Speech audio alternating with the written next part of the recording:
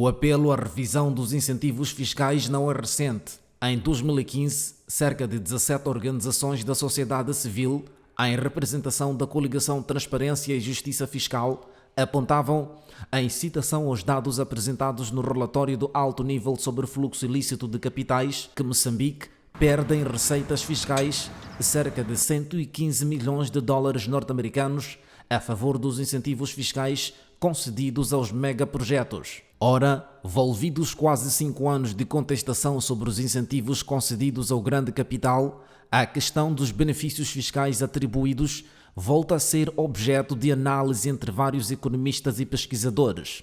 Entretanto, a verdade é que desde 1993, o governo tem vindo a conceder vários benefícios fiscais visando fomentar e promover novos investimentos nacionais e estrangeiros no país, que variam consoante a atividade económica e industrial prosseguida e da região onde os mesmos são implementados. Todavia, a modalidade de concessão dos incentivos fiscais não gera consenso entre os especialistas.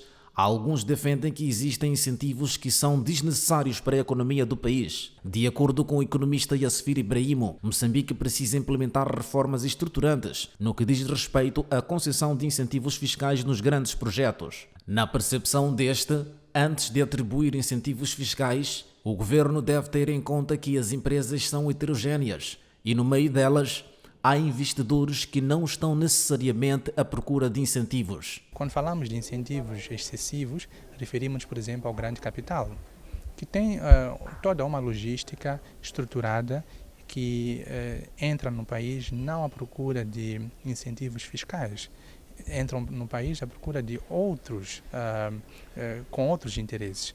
E os incentivos fiscais são residuais dentro dos seus interesses. Por sua vez, apesar do pesquisador Yassir Ibrahimo reconhecer que os incentivos fiscais são de fato necessários para atrair novos investimentos no país, alertou que os mesmos devem ser direcionados a um grupo de empresas que necessitam desse apoio, por forma a se desenvolver, consolidar e competirem no mercado. Os pequenos produtores, esses estão numa fase nascente, esses precisam de ser protegidos.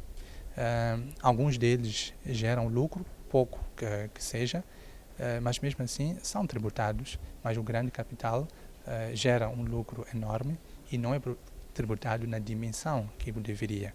Então, por isso é que dissemos que o Estado não apropriou o debate sobre mobilização de recursos. Em contrapartida, o jurista Luís Fazenda diz que os incentivos fiscais atribuídos aos megaprojetos não são desnecessários. Para que um país como o nosso atraia investimento numa situação em que nós estávamos, é preciso nós namorarmos os recursos aos investidores. Nós, por exemplo, como país, imaginemos, agora temos um conflito em Cabo Delgado. Qual é a garantia que eu tenho de que a AN vai permanecer lá mesmo com esse conflito? Eu preciso lhe mostrar que você estando no meu país, em vez de pagar 60% de imposto, vai pagar 40% ou 20% durante 5 ou 10 ou 20 anos, e ele, fazendo as contas, vale a pena correr o risco. É mais ou menos por aí. Sustentou igualmente que os incentivos atribuídos aos grandes projetos são de grande importância, pois, para além de contribuir para as receitas do Estado, as multinacionais dinamizam o surgimento de outras pequenas e médias empresas.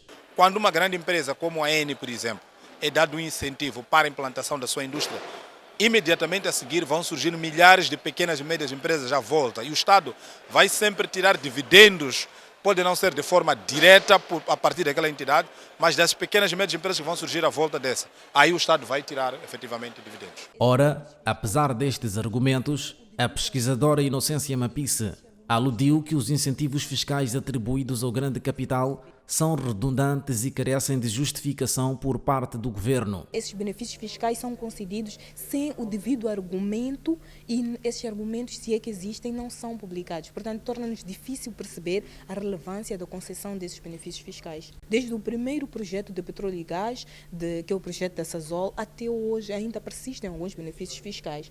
Houve alguma melhoria nos contratos assinados para a quinta ronda negocial, mas falando desses projetos específicos da área 4 e da área 1 da Bacia do Rovuma, eles ainda apresentam benefícios fiscais. E isso acaba reduzindo aquilo que é a quantidade de receitas que o Estado poderia arrecadar destes projetos. Por seu turno, Adriano Maliane, ministro da Economia e Finanças, refere que apesar de não ter se apropriado o debate sobre a forma eficaz de conceder incentivos fiscais em Moçambique, a única aposta que se conhece neste momento para atrair maiores investimentos em diversas áreas no país são os incentivos fiscais. Nós temos, de facto, incentivos fiscais, embora hoje seja discutível se o investidor mesmo está interessado em incentivos fiscais ou está interessado em toda esta questão de ambiente de negócios, instituições que funcionam, tudo isso. Mas enquanto a gente não descobre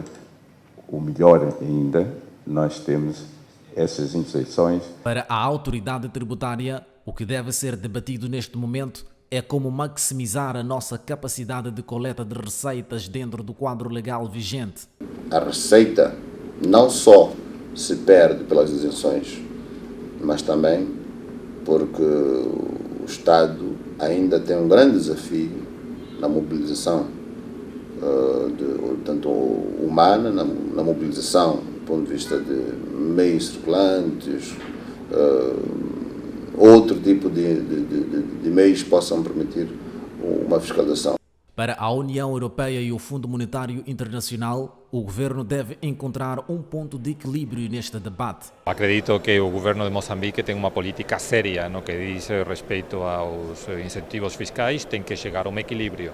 De um lado tem que criar condições, sobretudo nesta etapa inicial de desenvolvimento do setor do gás e de outros, para que as empresas e investidores cheguem ao país e depois fiquem também, mas ao mesmo tempo tem que conseguir arrecadar receitas para o desenvolvimento futuro. Há um equilíbrio que deve ser encontrado e eu acho que Moçambique está a trabalhar nesse sentido. Essa questão dos incentivos precisa ser analisada com muito cuidado, né, entre as partes, para que não ameace, obviamente, o desenvolvimento desses projetos que estão em curso. Mas é uma questão bilateral, uma questão complexa.